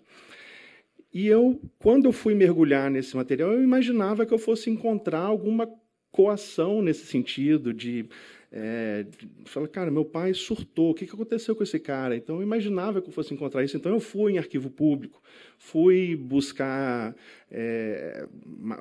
material sobre isso. Mas o que eu encontrei realmente no filme acaba entrando só como algo narrativo para representar essa busca, de fato. Acabou ficando só no acervo familiar. E essa forma de lidar, essa forma de olhar para o arquivo, também é curioso, porque é algo que, sem eu perceber, né? Porque quando eu estou falando sempre do meu pai, mas o nome do meu filme é Meu Pai e Eu. Então, eu estou falando de uma atualização do meu pai, mas sobre mim, que quando eu estou entendendo aquilo ali, eu estou me entendendo também, né? Eu estou numa busca meio desesperada, às vezes, de tentar entender e perdoar esse cara, né? Pela ausência, enfim. E meu pai, nesse sentido, foi muito radical até, nessa coisa da preservação do próprio arquivo. Falar rapidamente antes de ler essa citação aqui, que é o seguinte: a metodologia, como que a gente fez? Porque eu tinha uma mala, literalmente uma mala inteira para ler de coisas, e muita coisa, um garrancho muito escrito, porque meu pai escrevia, às vezes sóbrio, que a letra já era ruim, e às vezes altamente alcoolizado, que a letra era muito difícil de entender. Então, existia um exercício muito, um esforço muito grande, e aí é um pouco sabe, um pouco do Coutinho, assim, de, poxa, espera aí, eu vou preservar esse primeiro encontro. Então, como que eu ia fazer isso? Eu ia colocar uma equipe filmando, não tinha como. Eu lendo aquilo ali, não tinha como. Então, o que eu fiz? Eu deixei sempre apostos ali uma câmera, mas o que eu fazia era, no momento que eu lia e encontrava alguma coisa, eu pegava um gravadorzinho e gravava, e falava, narrava com aquela emoção, aquele momento que estava acontecendo, e mandava para assistente de direção, para a Isa. Que aí falava, é isso, essa página tal, é isso que eu quero fazer. E ela depois organizou isso numa planilha com palavras-chave e tudo mais. E isso foi fundamental para a gente, né, para achar. E aí, agora, revisitando, foi o que... Estou só contextualizando para chegar nisso daqui. Que uma das coisas que meu pai fez foi isso daqui. Em 70, ele escreve um poema para minha mãe. E aí ele relê isso em 1993. Eu fui ter acesso a isso em 2005 eu pego, 2015 eu fui ter acesso a isso. E aí ele escreve sobre esse poema que ele escreveu em 1970. Ele escreve: estou relendo isso pela primeira vez. Não vou rasgar, não. Não vou rasgar, não. Acredito em história. Meu Deus, como é bom amar. Isso ele escreveu em 1993. E meu pai, ele escreve, inclusive ateu, ateu daqueles que não respeitam religião e tudo mais. E aí é isso. Então, quando eu tenho acesso a esse material, eu percebo que o meu filme realmente... eu só entendo que esse filme é um filme de arquivo, é um filme constituído basicamente em cima de material de arquivo, quando eu começo a inscrever para o filme em festivais, e o Henrique, que é o cara que está me ajudando a inscrever o filme, ele fala, cara, seu filme tem uma pegada de arquivo. Eu falei, hã? Tem? E foi aí que eu fui entender, realmente, porque é isso, eu estava lidando com meu pai, né? Enfim, essas coisas que a gente vai percebendo quando eu digo que o filme é sobre meu pai, mas também é sobre mim, é sobre meu pai e eu, e E é isso, ainda tem algum tempo? Como que está aí? 2 minutos, tá bom.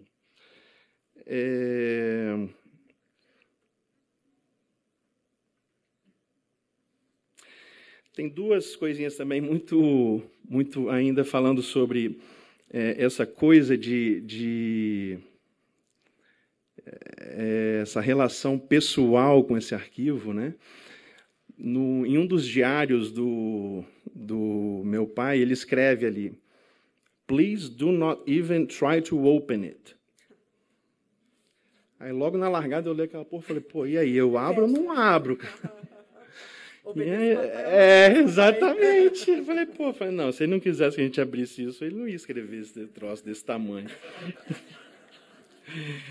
E aí eu vou trabalhando e tal, e tem até uma parte no filme que ele coloca, que ele me sacaneia, fala, pô, Tiago, um cara vazio. Eu falo, pô. Mas essas coisas são muito... fazem muito parte do filme, essa ironia, né? Mas o curioso desse Please Don't Even Try to Open It é que no final, em algum momento, ele coloca: tenho certeza que o Tiago vai encontrar isso aqui.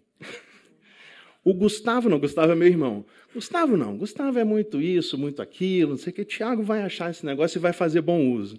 Eu falei, cara, eu me arrepio de lembrar disso, porque é isso, né? E é curioso assim também, porque como o arquivo ele pode de alguma forma ser libertador, né? Porque é uma forma de você conhecer aquela pessoa, aquele lugar, aquela relação. E foi o que aconteceu ali, né? E o que eu faço eu estou partindo do princípio de que, como o filme já foi exibido, eu posso dar spoiler à vontade. Eu sei que muita gente não viu o filme porque não tinha tanta gente na sala assim. Mas o filme vai estar online depois, vai ficar pelo menos uma semana em cartaz, que ele é disponível online no cara, não sei, Guarnecer. Mas a gente no site graunadigital.com/meu pai e eu. Se quiserem lá, tem um formuláriozinho lá, só dizer, manda para mim, e também o Instagram, né, Graúna Digital. A gente passou agora no edital de difusão, vai lançar um e-book com esses textos e tudo mais. Então, já fiz o jabazinho aqui. Mas, então, finalizando mesmo agora, não me dê esporro, o que eu faço quando eu tenho acesso a isso é justamente finalizar esse ciclo do meu pai. Eu viro meio que um carteiro. Então, parte da metodologia, eu fui separando esses materiais que ele ia escrevendo para as pessoas e fui entregando. Eu falei, tia, olha aqui. Mãe, Gustavo, né, meu irmão, olha só isso aqui. Olha isso aqui, olha isso aqui. E foi difícil a gente depois fechar o filme, porque separar esses papéis de filho, diretor e personagem foi muito difícil, mas é isso, por isso que levou 10 anos. Obrigado. Dá tempo? Sim, a gente acho que tem 2 materiais, né, para ver, do Tiago, do Meu Pai e Eu, e do Um Olhar Inquieto, cinema de Jorge Bodansky. Então, quem já quiser ir se inscrevendo, levantar a mão, eu vou anotando aqui, enquanto a gente vê os 2 materiais aqui no telão. Peraí que eu volto aí, eu vou trazer meu autorretrato. Meu autorretrato. Dá para aumentar um pouquinho o som da tela? Meu pai morreu em algum dia de maio de 2005. Pode voltar? Peraí que eu volto aí, eu vou trazer meu autorretrato. Meu autorretrato. Meu pai morreu em algum dia de maio de 2005. A herança que ele deixou se resume a uma mala de couro. Somente 10 anos depois de sua morte, tive coragem de abri-la.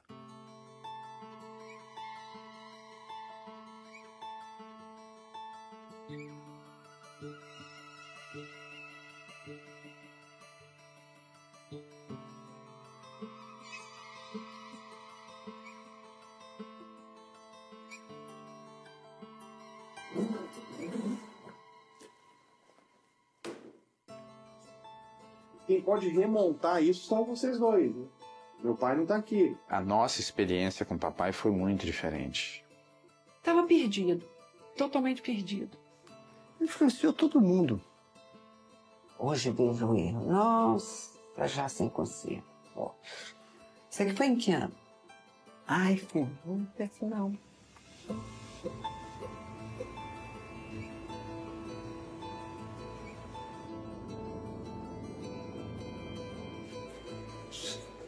Tá vendo? É muita repressão. Mudança, está sempre a revolução, a transformação. A gente não sabe se a gente teve culpa, se a gente foi omisso em alguma coisa. Você ver um pai numa situação dessa é muito triste. Porém, uma coisa é verdadeira. E ficou disso tudo. Mantive minha sensibilidade, que é isso, eu acho que até a última hora.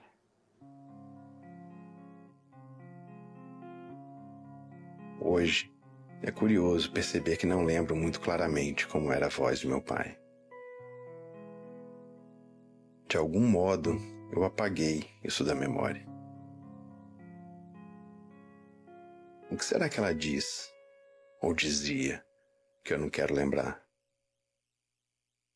Senhores Gustavo e Tiago, se quiserem saber de mim, saibam que eu quis tanto que no final me perdi. Um livro de poesia na gaveta não adianta nada. Lugar de poesia na calçada, lugar de quadro é na exposição.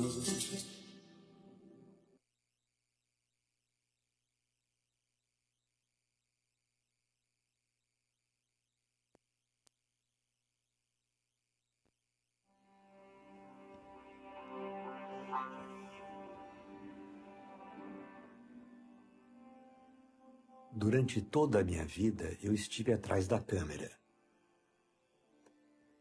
É como se eu sempre estivesse procurando por alguma coisa. Eu acho que muito cedo eu descobri que a câmera era meu modo de enxergar o mundo. Ou tu me decifras, homem do terceiro milênio, ou eu te devorarei com a devastação. Tudo que eu queria registrar na minha mente, eu fotografava e filmava. É assim até hoje. É como se a câmera fosse a extensão da minha memória. Uma maneira de guardar o tempo para mim.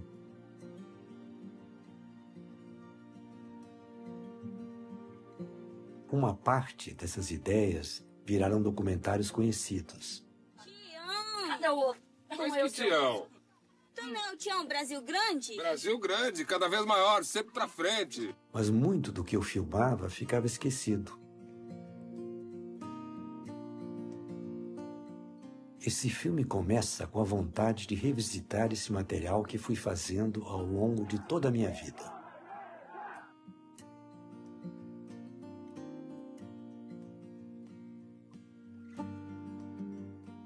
Como um bloco de notas, eu filmo.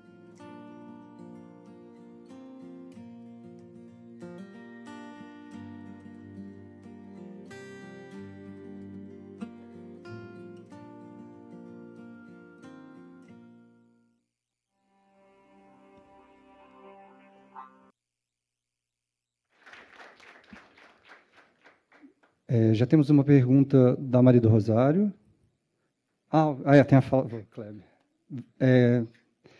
Você não quer sentar aqui? Kleber Eduardo. Estou aqui, gente. Não cabe, senão o Tiago ia despencar do tablado aqui. Ia ter que fazer o filme eu e o Tiago.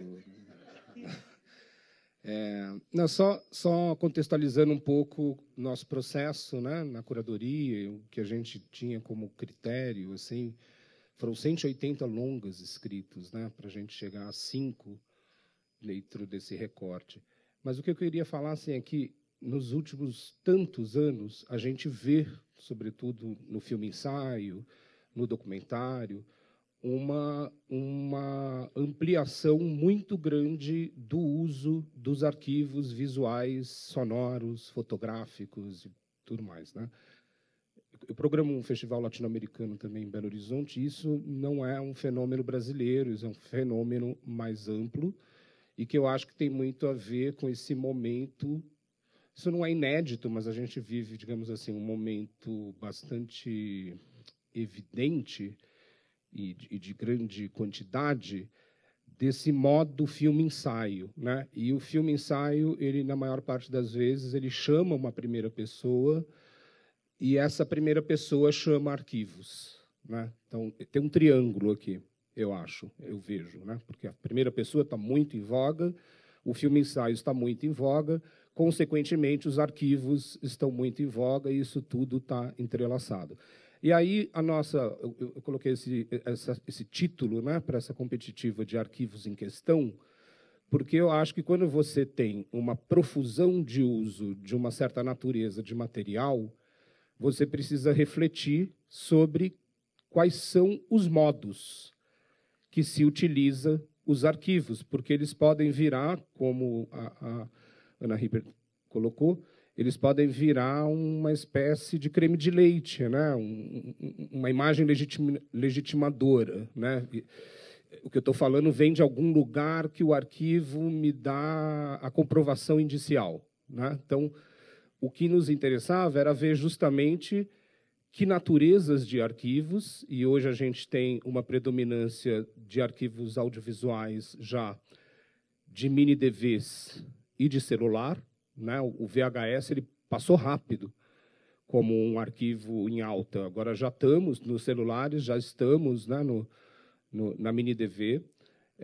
E aí a grande questão para nós é como utilizar nos filmes, em que medida os filmes, de fato, eles estão...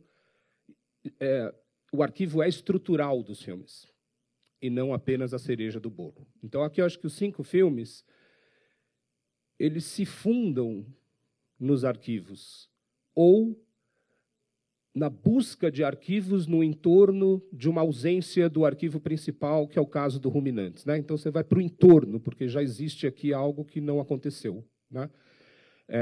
Ou uma espécie de autobiografia do olhar do Bodansky nesse material todo, e que é a autobiografia de um olhar em relação às tecnologias usadas para esse olhar se transformar em imagens e nas relações que esse olhar tem com espaços e com encontros de ambientes que não são os familiares do Bodansky, né? Não familiares do cotidiano, que aí a gente pula aqui pro Meu Pai e Eu, que é um arquivo que ele é secreto, mas, ao mesmo tempo, ele é próximo, ele é pessoal, né? E tem um caráter investigativo no filme, né? A partir da mala marrom, né? A mala marrom é o organizador de tudo, assim como o vídeo de Tatira, e que aí é um outro uso, né? Porque ele se tem o arquivo fora de quadro, né? Quer dizer, e aí usa o arquivo. Eu tenho o arquivo, mas é um coringa que eu não vou usar, né? Que tem um conceito ali por trás, e esse desafio que eu vejo na Ana Ripper, porque aí é o acúmulo do arquivo e o desafio de criar uma montagem que ela é de associação entre imagens que foram captadas em contextos muito distintos e que se aproximam pela montagem, né? Então, tem um trabalho mesmo de recontextualizar as origens indiciais de todos os arquivos que estão ali colocados. Então, eu só estou jogando isso porque os filmes são muito ricos na utilização dos arquivos e esse é o desafio, né, de ter 5 filmes que tenham uma riqueza em como eles operam estes arquivos, não é simplesmente ter os arquivos, né? Então, eu queria fazer essa colocação e parabenizar a cada um dos filmes pela maneira com que se articularam. Obrigado.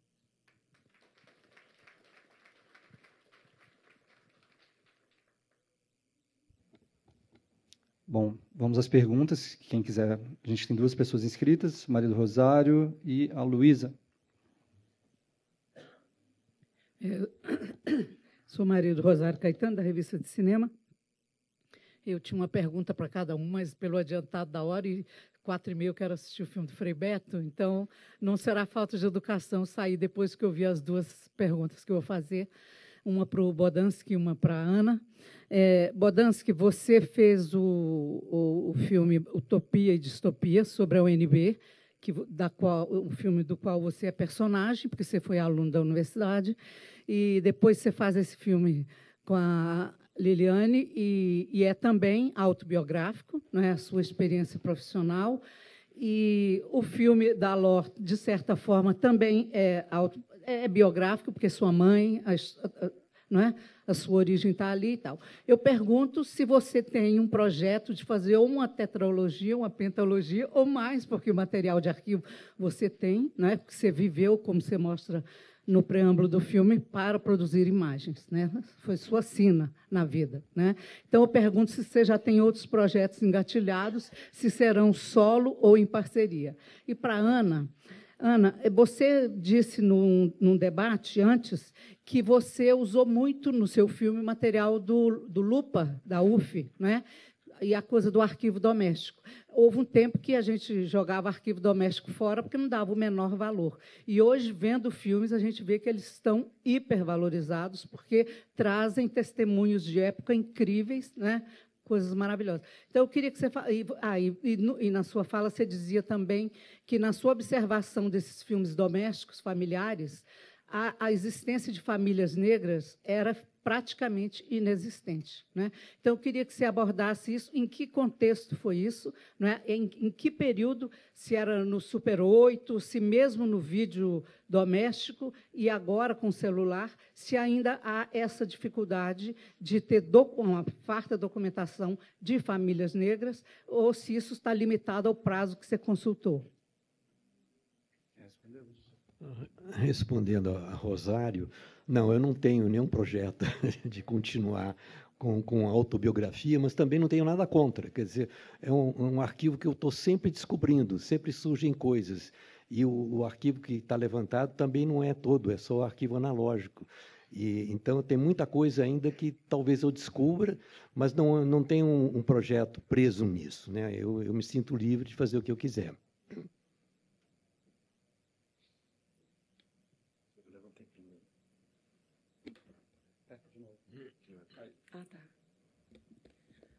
Bom, obrigada, Rosário, pela sua pergunta, porque eu estava aqui na agulha. Eu falei, se alguém me fez uma pergunta antes, eu preciso responder ao Vitor, que colocou justamente essa questão dos arquivos públicos e que tem tudo a ver também com o que você me pergunta, que é muito importante, né, falar sobre a importância desses arquivos públicos, porque a gente que trabalha fazendo documentário, né, sabe como o acesso ao material de arquivo, que é um material que conta a nossa história, que fala sobre a história da nossa cultura, né, como o acesso a esse material pode ser difícil, problemático, e as questões de conservação e de posse e acesso também aos arquivos, enfim, todo um tema que certamente está sendo debatido aqui, né, ao longo dos anos, né? Mas a gente teve assim um arquivo bastante vasto tanto arquivos fotográficos, no estágio inicial do projeto da Biblioteca Nacional, imagens do Arquivo Nacional, imagens da TV Câmara e da TV Senado, que são um documento super importante da nossa vida política, né? Imagens do Lupa, imagens da Cinemateca Brasileira, né? Acervo também da Cinemateca Brasileira, imagens do Lupa, que é um laboratório de preservação audiovisual da UF, é um acervo público, portanto, e que tem um trabalho fabuloso de digitalização, organização e guarda, né, e disponibilização de materiais, de filmes de Super 8, de 16, de filmes domésticos e familiares, né? Então, e no caso do Paraíso, essas imagens chegaram já no momento da montagem avançada, assim, foram imagens muito preciosas, porque elas vêm assim muito em consonância com os propósitos do filme de falar sobre essa grande história a partir de perspectivas, trajetórias pessoais, né? E, em relação à questão da presença de famílias negras nesses acervos, a nossa pesquisa, obviamente, não foi uma pesquisa... ela foi quase randômica, embora a gente tenha ido atrás de muitos acervos e de um material bastante específico, assim, né, a gente, nesses acervos públicos, né, nesses grandes arquivos, quando a gente procura imagens de família, o que vem são imagens de famílias brancas, em que pessoas negras ocupam lugares no fundo do quadro, como serviçais. E isso está no filme, né? E isso nos chama muita atenção. E eu vejo que, assim, eu me lembrei, quando você pergunta, do trabalho de uma artista, Maiara Ferrão, que eu acho maravilhoso, que ela utiliza como referência fotos de família do século XIX, e ela recria, por inteligência artificial, imagens belíssimas de mulheres negras em situação familiar, em situação de afeto, em situação de alegria, em situação de acolhimento e de bem-estar, assim, familiar e afetivo, romântico, amoroso também. Enfim, eu me lembrei desse trabalho e certamente esse é um grande lapso que a história precisa trabalhar muito, todos nós, né, para poder, enfim, chegar a um termo assim, um pouco mais razoável. Né? Obrigado, Ana. Luísa, lá no fundo, tem uma pergunta. Vou pedir, Luísa, para falar o nome, porque está sendo gravado, e depois tem uma pergunta da Maria Bainton aqui na frente também. Vamos fazer as duas perguntas juntas e a gente vem, porque já faltam 7 minutos para acabar. Oi, gente, boa tarde. Meu nome é Luísa Santana, eu sou roteirista e pesquisadora audiovisual. O colega falou ali sobre que não é só sobre ter as imagens, mas o uso, né? Mas a minha pergunta era justamente sobre o ter as imagens, né? De como é que vocês lidaram com essas questões de acesso aos arquivos nos filmes de vocês, porque a gente sabe que tem um custo muito alto, né, de produção nos filmes de arquivo para o uso das imagens, assim, né? Eu acho que principalmente a Ana, que usou bastante arquivo público, assim.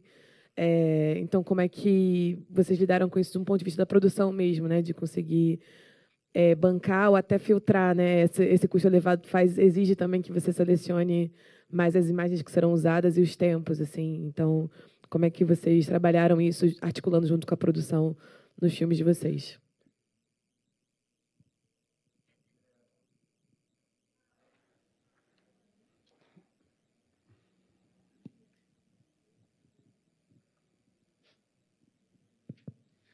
Boa tarde, parabenizando a mesa maravilhosa, a curadoria. E os filmes eu ainda não vi, quero muito assistir, estou com muita vontade de ver os 5 filmes. Eu sou pesquisadora audiovisual, então o acesso ao material de arquivo é a minha vida. Tipo, eu pago conta acessando material de arquivo. E gostaria de saber do Bodansky como é ter esse arquivo enorme, que é a produção da sua vida, e como é cuidar disso? Como é preservar esse acervo? Você tem algum tipo de parceria? Você sempre cuidou disso sozinho? Tem algum apoio? Tem para indexação desse material, para recuperação da informação que está neles? Assim como todas as pessoas que trabalham com audiovisual, você teve que lidar com uma gama enorme de tecnologias que foram se sucedendo, né? E as máquinas para acessar algumas imagens que não sejam óticas já não estão mais tão disponíveis.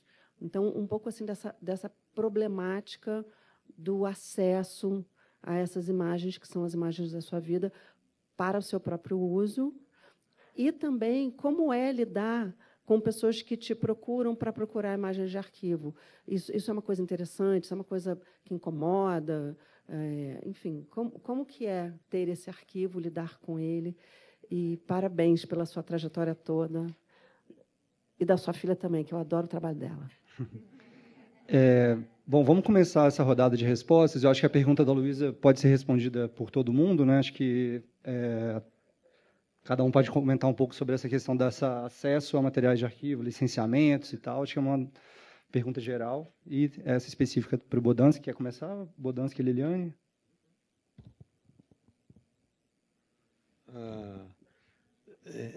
Não foi uma coisa assim planejada e que desde o início disse não, eu vou ter um arquivo e vou cuidar desse arquivo. Isso foi acontecendo. E eu tive sempre cuidado. Mesmo muito jovem, eu tinha noção de que eu gostava dessas coisas e que eu cuidava delas. Eu tive também muita sorte, não tive perdas, né? Esse material todo, praticamente todo, ele está razoavelmente conservado. E, como eu falei aqui, há uns 10 anos atrás, o Instituto Moreira Salles adquiriu o meu arquivo analógico, né, de fotos e Super 8, slides. São mais ou menos 55 mil fotos que estão lá e que foram, em grande parte, já digitalizadas, mas estão muito bem conservadas. O meu material fílmico, em grande parte, estava com a televisão alemã, que eu fiz muita coprodução com a Alemanha, na época da ditadura militar, e esse material todo a gente localizou lá em ótimas condições, e a Cinemateca Brasileira também, o CTAV, enfim, eu tenho material em todos esses lugares e razoavelmente bem preservado.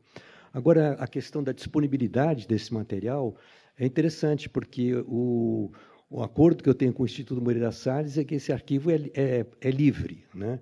Então, ele está sendo organizado e digitalizado, em grande parte já foi, ele é acessível. Qualquer pesquisador, qualquer pessoa que se interessar pode entrar no site, justificar a pesquisa e ter acesso gratuito a esse material, né?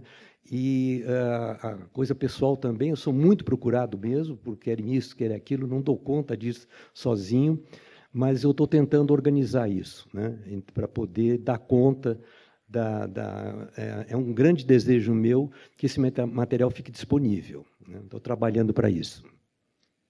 Vocês querem comentar sobre o licenciamento das imagens da televisão alemã? Se teve alguma dificuldade, valores?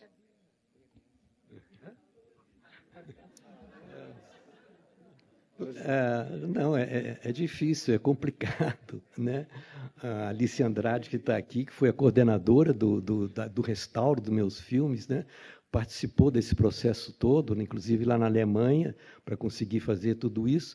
É um processo trabalhoso, né? É simplesmente trabalhoso. E claro que a gente tem que negociar né? Não, nada é grátis. Não existe almoço grátis. Não, nada é grátis. Só lembrando que teve uma grande retrospectiva com a obra do Jorge Bodansky no Instituto Moreira Salles, em São Paulo, né? E atualmente está em Brasília. Que país é este? O nome da exposição é isso? Não, é uma exposição que já passou em São Paulo, Fortaleza, está em Brasília agora, em que eu mostro o meu trabalho durante o período da ditadura militar. Então, o trabalho fotográfico e o de cinema também, né? Eles dialogam, se juntam ali. Mas quem não puder estar nem em Brasília e nem em São Paulo, aqui hoje. Chegue hoje, porque a gente tem aí um recorte muito legal e muito atual de todo esse acervo do Bodansky. Às 21 horas. Querem responder? Às 21 horas o filme do Bodansky e às 19 horas o nosso filme, Os Ruminantes. A gente deixa o convite aí, vai passar no Cine Teatro. E para responder a indagação, como eu falei, né, a gente teve um filme do Pesson que a gente não conseguiu achar num estado decente. O filme é sobre um roteiro que não está publicado, ele só existe no acervo da Cinemateca, só é consultável lá. E acho que uma anedota que seria interessante contar rapidamente, A Hora dos Ruminantes teve como modelo um filme japonês antigo, O Juramento de Obediência. E a gente não conseguiu autorização para usar esse filme dentro do nosso filme. Então, o que a gente fez foi usar outros filmes japoneses em domínio público. A gente selecionou algumas cenas que faziam sentido, que tinham alguma relação com esse filme japonês original, e a gente construiu um filme japonês imaginário para poder contar essa história, né? Então, a gente foi achando soluções assim criativas para a questão do financiamento, que é o maior problema, né? E a gente também contou com uma coprodução da Cinemateca, então ajudou, porque a gente estava usando muito material deles, né? É isso.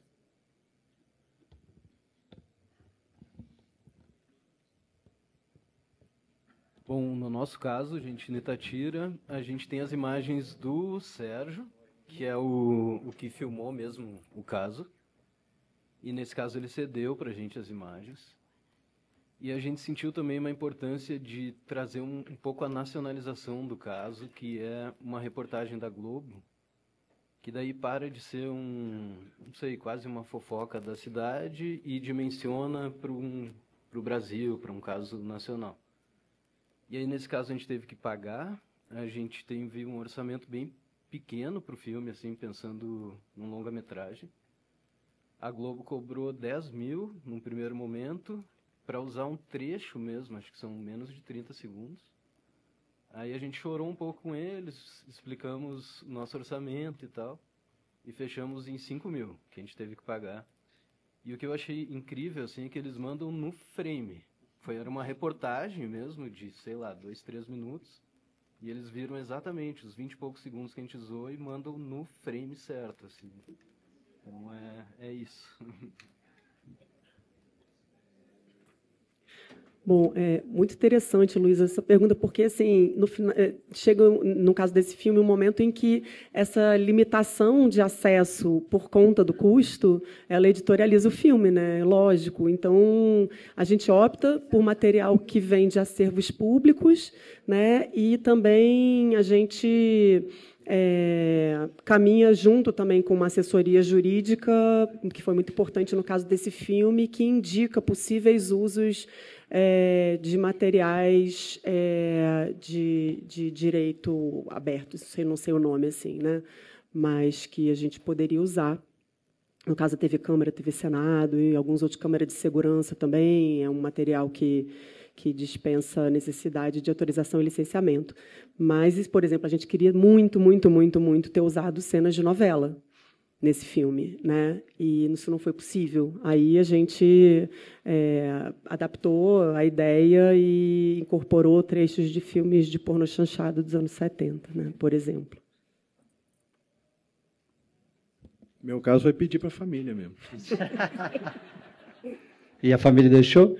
Deixou. Então... Só uma anedota também, assim, na verdade, uma solução criativa também, que eu falo no filme sobre uma situação do aniversário, todo ano, nos aniversários e tal, e justamente pela dificuldade que tinha, minha mãe que segurou a família no braço, a gente não tinha, eu e meu irmão, a gente não teve festinha era bolo e foto. Mas aí eu roubei umas imagens de festinha de aniversário dos meus primos. Aí quem olha falou, pô, mas você tinha? Eu falei, não, calma. É um pouco disso. Eu falei, cara, o que eu vou cobrir? Eu falei, não, eu lasquei lá e vamos lá. Mas foi isso, só pedir. Ótimo. Bom, acho que é isso. Queria agradecer de novo, a gente já estourou o tempo. Reforço o convite para assistirem aos filmes da Mostra Contemporânea, Imagens em Questão, Os Ruminantes, hoje às 19 horas, Um Olhar Inquieto, cinema de Jorge Bodansky, hoje às 21, aqui no Cine Teatro, no Centro de Convenções, e amanhã, às 19 horas, Paraíso, também aqui no Cine Teatro. Obrigado.